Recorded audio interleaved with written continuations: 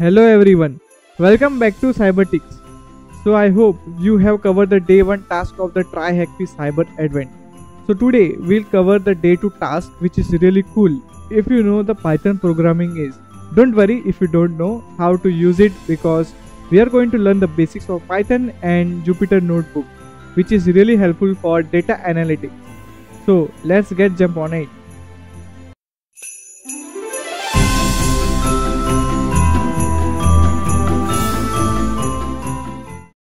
After manipulating the chat box, we had found some of the secrets of the teams, right? So in this task, we have to read the B team has tasked with understanding the network of Antarctica's South Pole sites. Taking a minute to think about the task ahead, 𝑀𝙧𝒏 realizes that Antarcticraft has no fancy technology that captures events on the networks. No tech, no problem, exclaims the 𝑀𝙧𝒏. So she decides to open up the Python terminal. As you know, Python is really easy to understand and to use that commands. So the today's task is to get an introduction on the data science, how it's going to involve in our cybersecurity and how it is being applied. And getting into the gentle introduction to the Python, that is the basic requirements of the Pythons and basic understanding of it. And getting hands-on with the popular Python libraries such as pandas and matplotlib to crunch data and help 𝑀𝙧𝒏 establish an understanding the Antarcticraft. So why data science is in cybersecurity? The use of data science is quickly becoming more frequent in cybersecurity because of its ability to offer insights. Analyzing data such as log events leads to an intelligent understanding on ongoing events within organizations. Using data science for anomaly detection in an example, other uses of data science in cybersecurity includes like SIEM. SIEM collects and correlates large amounts of data to give a wider understanding of the organization landscape. Threat trend analysis. It means that emerging threats can be tracked and understood. Predictive analysis, just like analytics, the historical events, you can create a potential pictures of what the threat landscape looks like. In the future, this can be aid in the prevention of incidents. So let's start with our today's topic, that is about the Jupyter and the Python. So first of all, we are going to just introduction of the Python. So we are just going to use it. So why Jupyter? Because Jupyter is not just a normal script or normal terminal. It's a code book. We can say that with the help of the coding, you can add your notebooks kind of thing. You can add your description. Now, what this code means. You can even also use the comment section in the Python, but it's not really handy to use. Because of this Jupyter notebook, we can handle multiple terminals at once. So let's start with that. So IPython is a code display to import the HTML text. So first of all, let's just start with the introduction of the text. So how Python works. Python is really simple to code. So suppose if you want to print hello world, you need a function, print function, where you have to add a hello in the double quotes, just like that. Suppose if you want to run this particular command, so you need to enter the control enter. So once you add, you will see the output has been displayed just below like that. After that, we are coming to the data types. Now data types is just like a normal mathematical types, like what are the whole numbers, decimal numbers like 4.5, 6.7, 8.9 kind of thing. Normal text, in the Python we called it as a string. True or false statements, just like our boolean value, true or false, 0 or 1. So these are the data types, and in Python we the data types we tell as integer, float, string and boolean, as I said already. Coming to the variables part, so we have different variables assigned to that. Like suppose if you want to assign a variable with a one particular number, you can type it as a age. Age is our variable where the data is stored is 23, and the name is our string where we had entered a Ben. Is left-handed true is a boolean value. If it is left-handed true, then it will show. If not, then it won't be shown. So suppose if I want to run it, so simply I have to type a control enter, and it is going to run like that. So and this particular thing, 2, 3, 4. You can change it by your code practices. So you can directly click over here, so the flow of the code will be changed over there. So now how it is being used: print name with the name. So name is just a normal string, and where this name string has came, so the name has came from the variable ban. Print statement age, where this age came from. As you know, the age variable is over here and the value of it is 23. Is left-handed, so is if it is true, then it will going to show. You can see the output that name ban age 23 is left-handed true. Same like that, we can use another example like this. And coming to the list, which is very important and easy to understand in the Python language, because it just starts with the square brackets and double quotes for the strings as well as the numbers. So suppose there is a variable transport where the data sets are like car, plane and train, but you have to keep a note for that always in the Python the indexing starts from 0. It means that on the 0th position the value of this is car, and the first position the value is plane, and the value on the second index is the train. So suppose if I wanted to get some information, what are the information in the transport 0, now it will show that car. Now suppose if I wanted to get the value on the transport, what is the value of the indexing position of 2, it will going to get the value of train. Suppose if I add a 3, it is going to throw an error because there is no indexing of 3. So I hope you understand about the what are the Python's means like that. And after that, after the basic understanding of Python, like how what are the data types and how the variables are being used, this is the normal basic things of the Python we need for this to complete this particular lab. And now we are coming to the libraries. Libraries is just like some kind of packages which we are using. Now these packages are not being coded from us, it is already coded from the other developers. So with the help of their packages we can include their code in our particular applications. So in this example we had using a panda. Panda is a Python library and we can rename it by your choice. Suppose is panda is a really large name, right? So suppose in your code you want to name it as a pd, you can type as import pandas as pd. So I hope you understand how this particular Python works over here. Now we are going to the another one about the pandas. We have to understand like what that pandas means, right? And the new tab means a new kernel has been opened up. So suppose if I want to run this, it is not going to affect this particular Python kernels. So this is the main and important thing of the Jupyter notebook. So introduction, they had given that pandas is a Python library that is used to work with the datasets. Datasets are collections of related information. For example, a list of sales figures can be considered of a dataset. So basically, a pandas library can be useful for the data analytics and the data management kind of thing. So coming to the series part of it, like we can make your data into a complete series structure with the help of pandas library.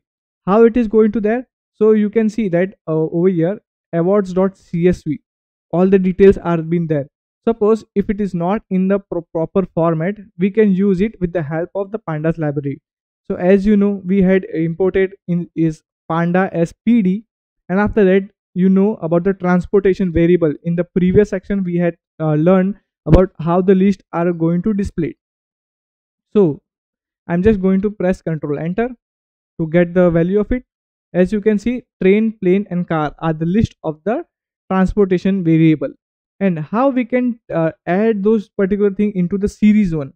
So you can create a new variable which we had already created, transportation underscore series, invoke pandas series function. Now series function is a package already there, or this particular function is already there in the pandas library.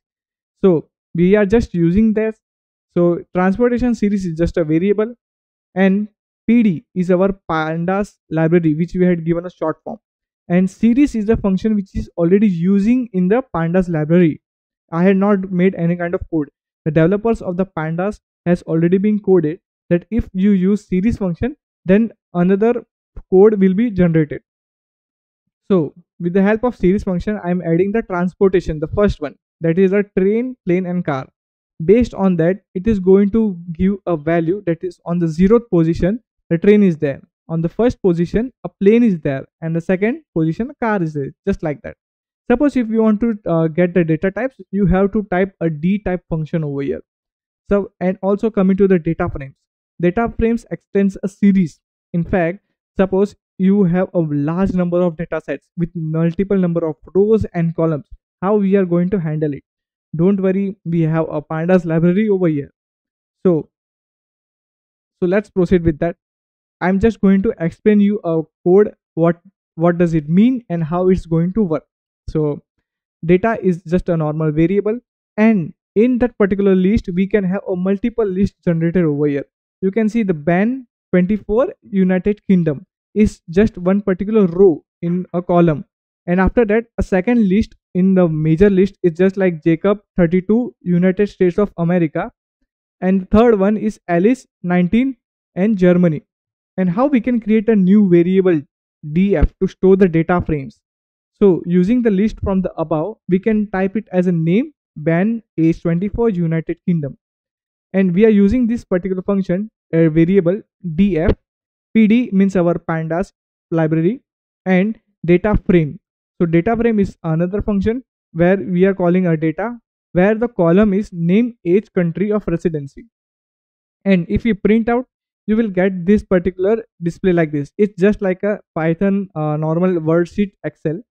So we can understand, suppose if you wanted to know the location where this particular data is being stored, like suppose if I wanted to know the row location of the first, it means that it obviously it is going to start from 0 and 1, right? So on the first location, where what is the information is there, so it is going to use and give me a result that on the first location the name is Jacob, age is 32, and the country of residency is United States of America. So coming to the grouping part, grouping is just like normal groups where we have to collect the data from different kind of sources. We already have award.csv over here where the data is already there. We are now just grouping that, we reading the csv file. With the help of read_csv function, we can read that particular file. Note that the csv name should be properly entered, then you can get a normal display like this. Similarly, we can use the group by to get all the details only for the particular column.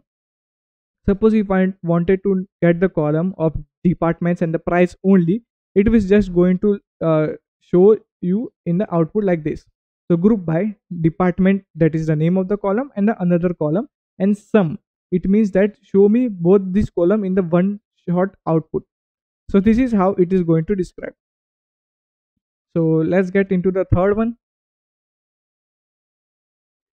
intro to matplotlib, which is a really amazing thing and really helpful for us also.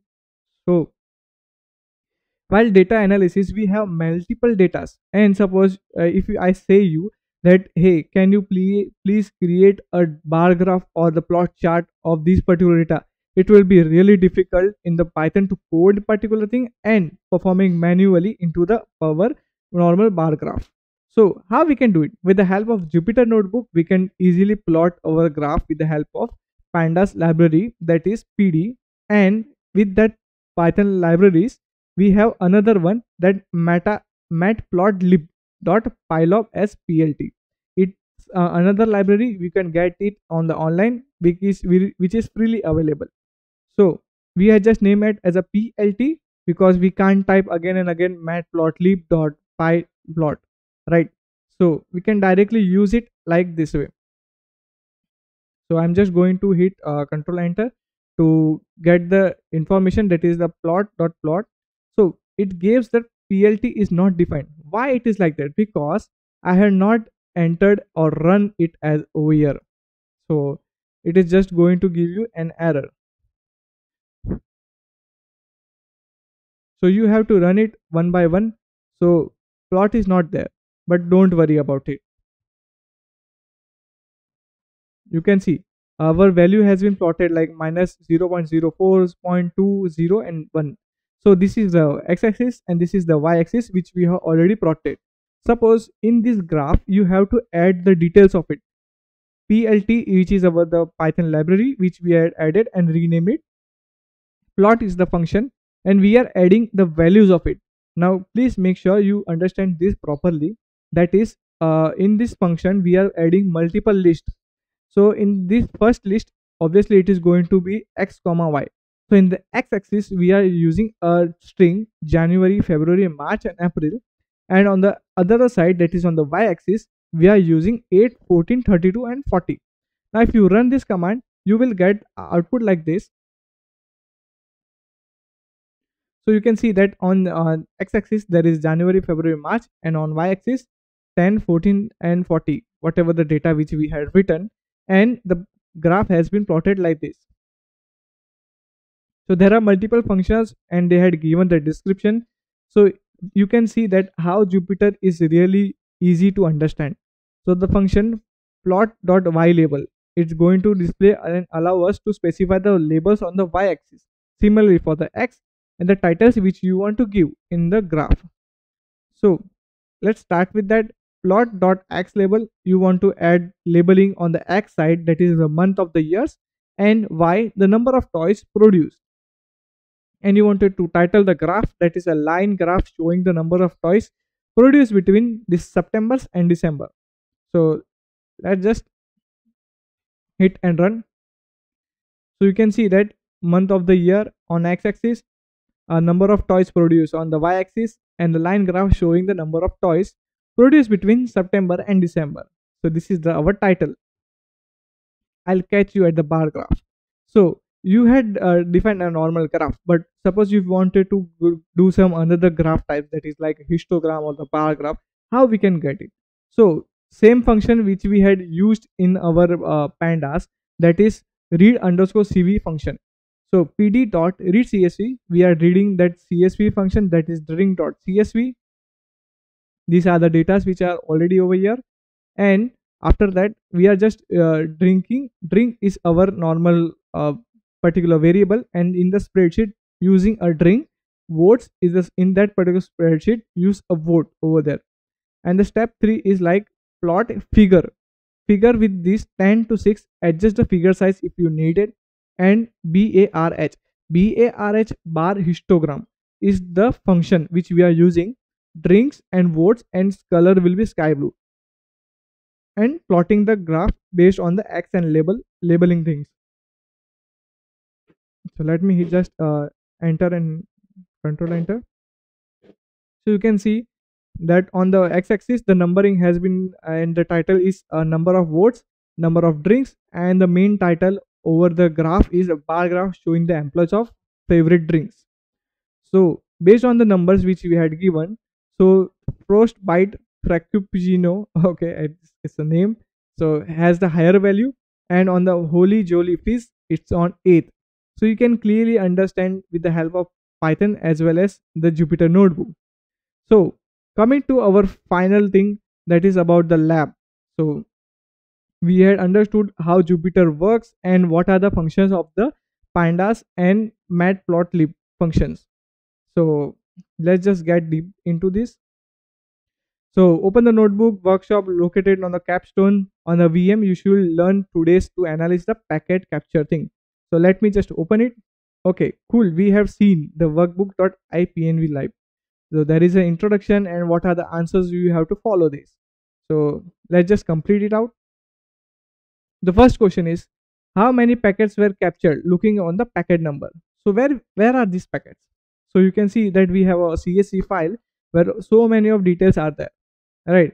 But in the real networks, in the real organization, there will be a thousands or millions of data. How we can going to use it? So with the help of Python, we can easily perform this. So the TryHackMe has already added the numbers like this. So we are just going to press Control Enter over there. So and we are just going to run the df. So with the pd read.csv and reading that from the network traffic.csv, and with the head of 5. Head means just show me the only top 5 of the thing with the help of the series one. So on the 0th position, these are the data, and on the first position, these are the data which has a protocol TCP, like that only. You can increase the number based on your requirements. So below is the code on the question 2, just like a data frame. Now what does it mean that? So in the data frame is a particular function, and we are just counting that thing. So suppose if I wanted to use it, I'm just going to use as a df, because in the data frame we had used the short form of it. So df.count. So let me just paste over here, df.count.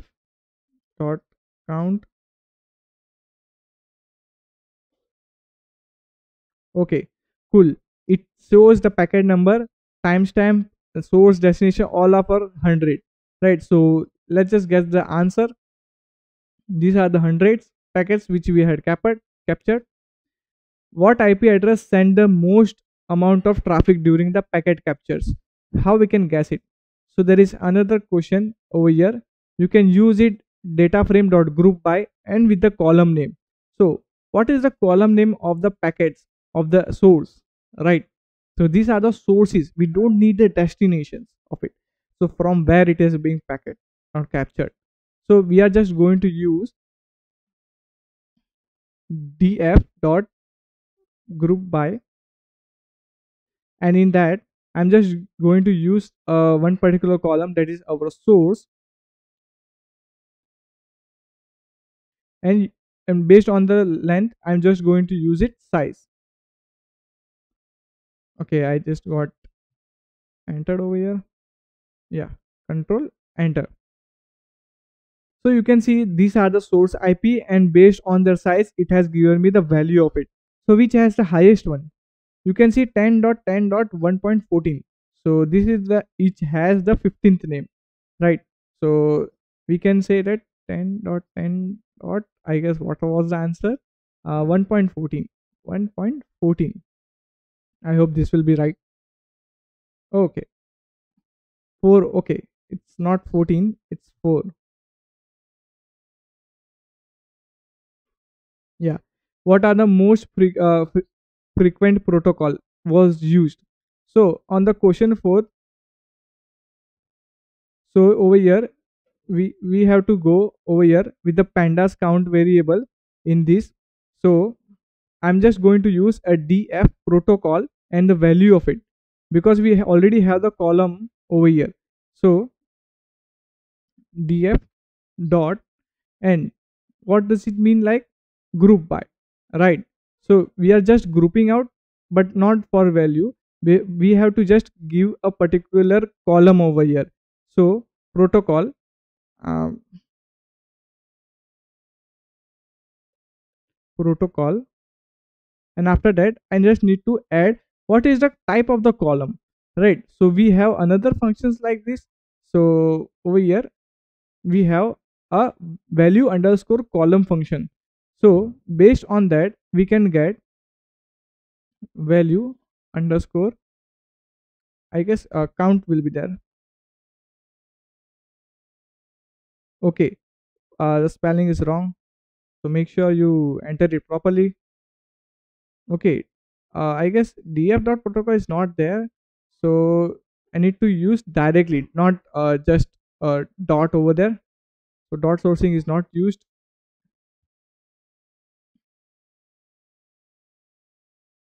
Okay, I just, yeah, and control enter. Okay, it has given me a value error structure message. Now what does it mean? Okay, so we had this particular function is not there, so that's why.